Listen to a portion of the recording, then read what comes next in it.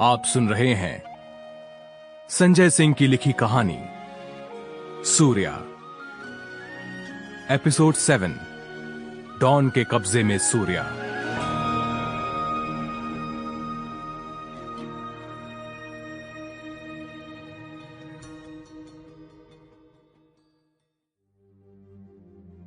आप सभी दिल थाम कर बैठ जाइए, मेरे पास आखिरी पार्टिसिपेंट का नाम आ चुका है। स्टेडियम में चारों तरफ सन्नाटा छा गया था। हर कोई उस पार्टिसिपेंट का नाम जानना चाहता था। उस लकी पार्टिसिपेंट का नाम है सूर्या।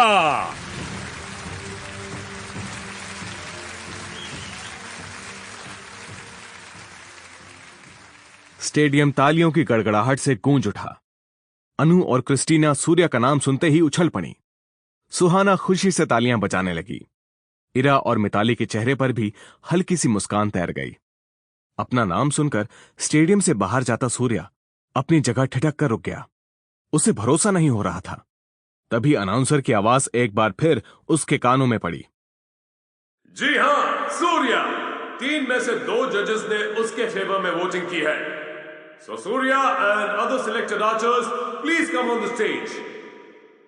सूर्या जहां था वहां से तेजी से पीछे की ओर पलटा और भागता हुआ स्टेडियम में पहुंचा।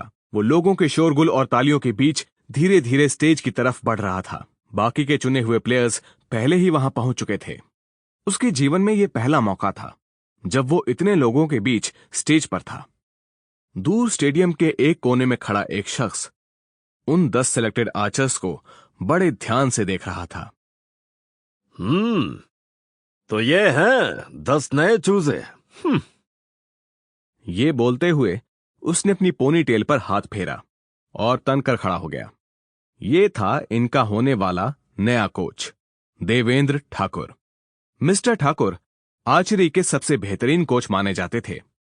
6 फीट लंबे चौड़े ठाकुर पहाड़ जैसे दिखते थे। उनके सांवले चेहरे पर अधपकी दाढ़ी चेहरे को अलग ही रंगत देती थी। उनके सख्त चेहरे पर मुस्कान तैर रही थी।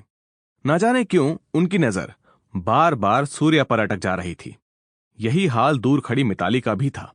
उसे समझ नहीं आ रहा था कि सूर्या इस तरह से मैले कुचैले कपड़े क्यों पहने हैं।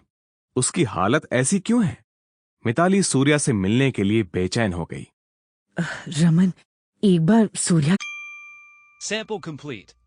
Ready to continue?